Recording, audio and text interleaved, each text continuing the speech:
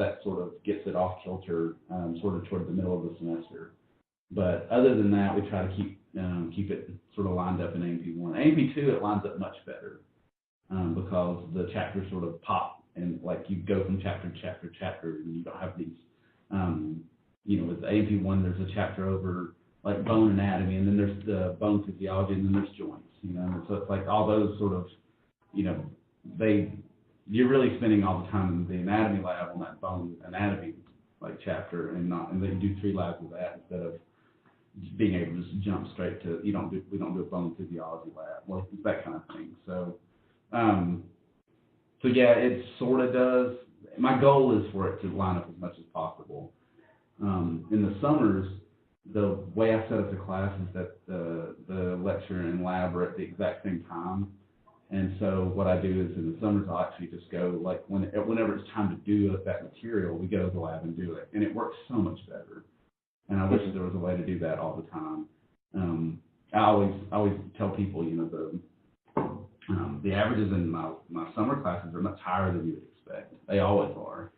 And it's one of two things, either self-selection or, the ability to just sort of integrate everything all at once, like, helps them learn it better. And so if there was a way to integrate it, like, more fully, I would be interested in trying that kind of thing. So it's just logistics. We don't have the ability to do that right now here, not with the space that we have and stuff.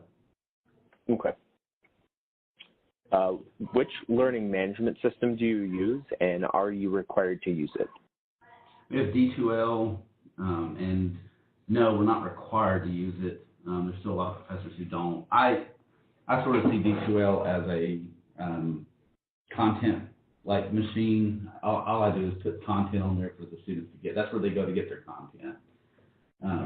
But others will use it to do quizzes and all the other things. If I'm going to do quizzes, I would rather use the learning management, or the Connect platform over the learning management system, because the learning management system doesn't give you the data that the Connect platform does. Okay. What are the most important skills you'd like your students to have prior to entering your course? I think I would like for them to like at least be able to. I'm trying to think what's fair. I've realized a lot of them are freshmen, and you're asking a lot of them to come in with a lot of prior knowledge. I wish they had that. I wish they had prior knowledge. I wish they had taken a really good, Gen Bio class in high school. I wish they would take a Gen Bio class in college before they have it. But most of them are second semester freshmen, and I wish they would come in with at least the ability to engage a textbook. Maybe if I got one thing out of them ahead of time, and being able to use a textbook and engage a textbook, that would be great. Okay. What are some of the ways you engage your students to learn the material? I'm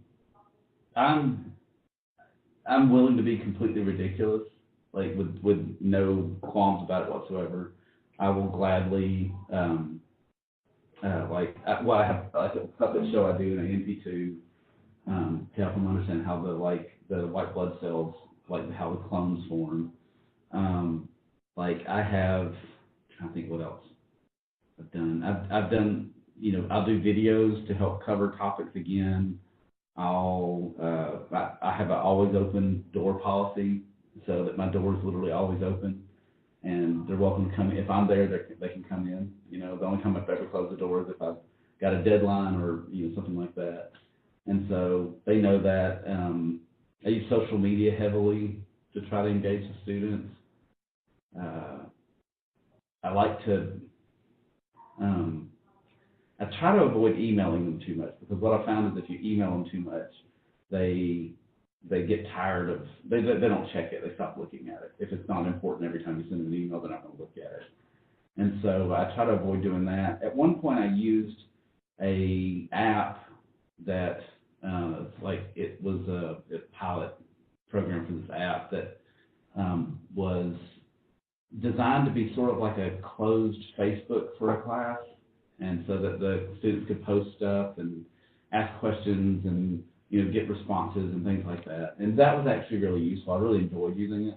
And then the company went out of business the next semester. And so it was like, oh, well, there's that. So, but I really enjoyed using that because it was a bit like having a group me for the entire class.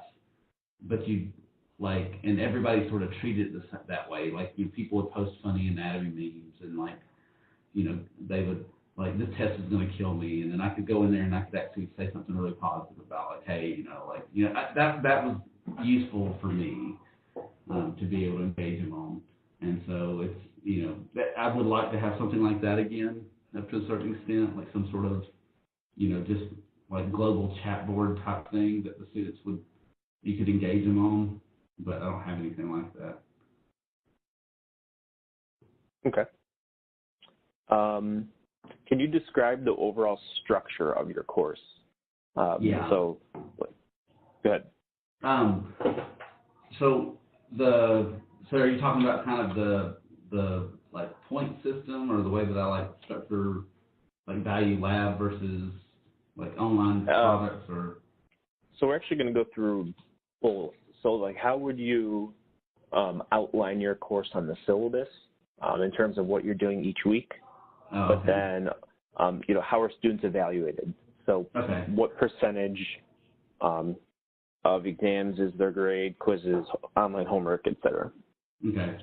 So what I typically do is I try to set up the class in such a way that it flows with the textbook that I'm using, because I figure if I'm going to make them buy this textbook, it should actually be useful.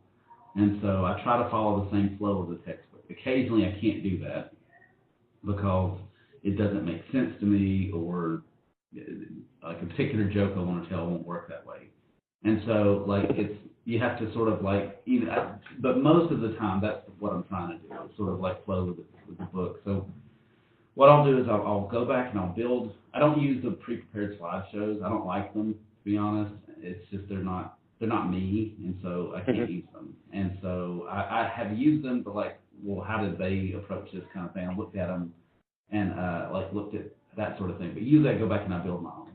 And so when I build my own, I know I can cover about 20 slides per class. And so I'll go back and look at the sizes of them, and I'll just plot out I'll need this many days to do this and this many days to do this, and then I'll put an exam in. Last semester, and it worked extremely well. I was very pleased. I cut out chapters 2, 3, and 4, which are the Gen Bio type stuff. It's the introduction to chemistry for life science type thing, and then the cell biology and the genetics stuff. I cut it out completely, and I used LearnSmart Prep for that. So I gave them an exam on the first day of class. I used that exam as their pre-exam sort of thing. It counted for 40 points. They got whatever grade they got on it. It was a real grade. But if they did LearnSmart Prep, which I'd set up and picked the topics that I really wanted to cover again, if they did that, I'd let them earn back 3/4 of the points that they lost. So for the most part, most people got, above 35 points, because they would, out of the 40. So it was a really, to me, it was a good sort of boost to confidence. Oh, hey, I can do this. I got these points back. I've done a good job. And, and I think they learned something from LearnSmart Prep. AMP2, I'm going to open it up again.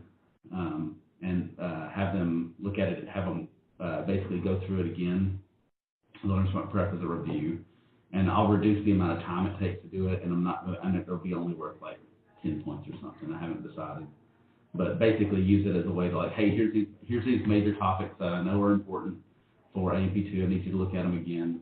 It's going to be worth probably 20 points in their first exam. It'll be worth 80 points. And that kind of thing. So I try to make it to where exams are worth 100 points eventually.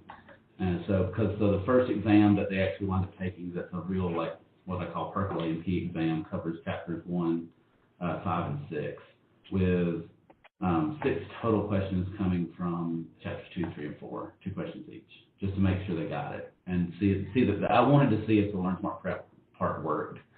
And it did, so I was really pleased with that. So most of those 6 questions they got right. The bulk of the class got those right. So I feel like my system worked well for the way I'm doing it. So I'm going to continue.